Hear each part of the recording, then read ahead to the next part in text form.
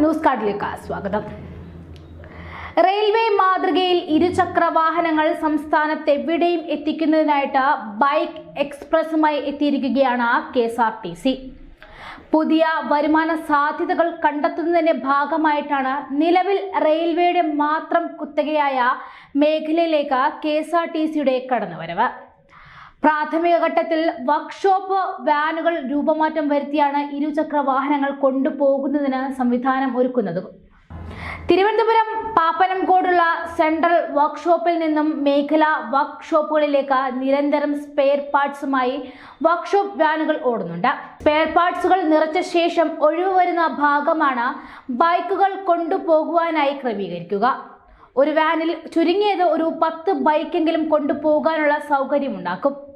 ബൈക്കും സ്കൂട്ടറും എല്ലാം ദൂരസ്ഥലങ്ങളിലേക്ക് എത്തിക്കാൻ ബൈക്ക് എക്സ്പ്രസ് പദ്ധതി വഴി സാധിക്കും എന്നതാണ് ഏറ്റവും വലിയ ഗുണം. കൊറിയർ സർവീസ് വിജയമായതിനു പിന്നാലെ ലോജിസ്റ്റിക്സ് സർവീസ് വിപുലീകരണത്തിന്റെ ഭാഗമായുള്ള പദ്ധതി ഉടൻ തുടങ്ങും. KSRTCക്ക് മുൻപേ ലോജിസ്റ്റിക്സ് വാനുകൾ ഉണ്ടായിരുന്നു.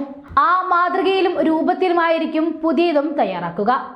പൊതുജനങ്ങളുടെ പ്രതികരണവും അഭിപ്രായവും പരിഗണിച്ച ശേഷമായിരിക്കും പദ്ധതിക്ക് അന്തിമ രൂപം നൽകുക.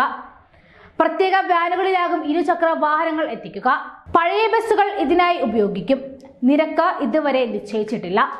ട്രെയിനിലെയും ചരക്ക് ഗതാഗത കമ്പനികളെക്കാൾ നിരക്ക് കുറയ്ക്കുവാനാണ് KSRTCയുടെ ശ്രമം. ട്രെയിനും സ്വകാര്യ സ്ഥാപനങ്ങളുടെ സർവീസുമല്ലാത്ത റൂട്ടുകൾക്ക് കോർപ്പറേഷൻ കൂടുതലായി പ്രയോജനപ്പെടുത്തും. റെയിൽവേക്കാൾ കുറഞ്ഞ നിരക്കിൽ സംസ്ഥാനത്തിന്റെ വിവിധ ഭാഗങ്ങളിലേക്ക് ബൈക്ക് എക്സ്പ്രസുകൾ ഓടുന്നതോടെ ഉപഭോക്താക്കളെ ആകർഷിക്കാൻ ആകും എന്നതും KSRTCയുടെ പ്രതീക്ഷയാണ്.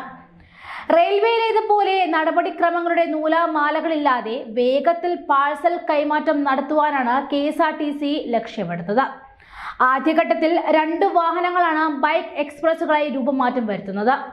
അടുത്ത ഘട്ടത്തിൽ എല്ലാ ഡിപ്പോകളെയും ഉൾപ്പെടുത്തി ശൃംഖല വിപുലീകരിക്കുവാനും ആലോചനയിലുണ്ട്. KSRTCയുടെ മേഖലാ വർക്ക്ഷോപ്പുകളിൽ നിന്നും ഡിപ്പോകളിലേക്ക് വർക്ക്ഷോപ്പ് വാനുകൾ ഓടാറുണ്ട് എന്നത് തന്നെയാണ് ഇത്തരമൊരു പദ്ധതിയുടെ പ്രധാന ഘടകം. ബസ് സർവീസുകളെ ഉപയോഗപ്പെടുത്തിയുള്ള പാഴ്സൽ സംരംഭമായ KSRTC ലോജിസ്റ്റിക്സിന്റെ തുടർച്ചയായിട്ടാണ് പുതിയ സംവിധാനവും എത്തുന്നത്. 16 മണിക്കൂർ കൊണ്ട് കേരളത്തിൽ എവിടെയും സാധനങ്ങൾ എത്തിക്കാവുന്ന കൊറിയർ സർവീസ് ഇതിനോടകം തന്നെ ലാഭ ട്രാക്കിലാണ്. തുടക്കത്തിൽ നഷ്ടത്തിലായിരുന്നുവെങ്കിലും ഇപ്പോൾ ആവശ്യക്കാർ ഏറെയാണ്. മിക്ക ഡിപ്പോകളിലും കൊറിയർ സർവീസ് ഇപ്പോൾ നിലവിലുണ്ട്. ദിവസം 1.5 ലക്ഷം രൂപയോളം ഈ ഇനത്തിൽ ലഭിക്കുന്നു എന്നതും ശ്രദ്ധേയമാണ്. ഇരുചക്ര വാഹന നീക്കവും വിജയിപ്പിക്കാനാകുമെന്ന പ്രതീക്ഷയിലാണ് അധികൃതരുള്ളത്. ജനസംഖ്യാ വർധനവും അതിനോടനുബന്ധിച്ചുള്ള വാഹന അപകടങ്ങളും വർദ്ധിക്കുന്ന സാഹചര്യത്തിൽ പരമാവധി റോഡ് അപകടങ്ങൾ കുറയ്ക്കുക എന്ന ലക്ഷ്യത്തോടെയാണ് ഇന്ത്യൻ റെയിൽവേ ഓട്ടോ എക്സ്പ്രസ് എന്ന ചരക്ക് വണ്ടി സർവീസ് ആരംഭിച്ചത്. KSRTCയുടെ പല പദ്ധതികളും പാളിയിട്ടുണ്ടെങ്കിലും ബൈക്ക് എക്സ്പ്രസ് യാഥാർത്ഥ്യമാവുകയാണെങ്കിൽ റോഡ് അപകടങ്ങൾ ഒരു പരിധിവരെ നിയന്ത്രിക്കാൻ കഴിയും എന്നതാണ് ഏറ്റവും വലിയ ഗുണം.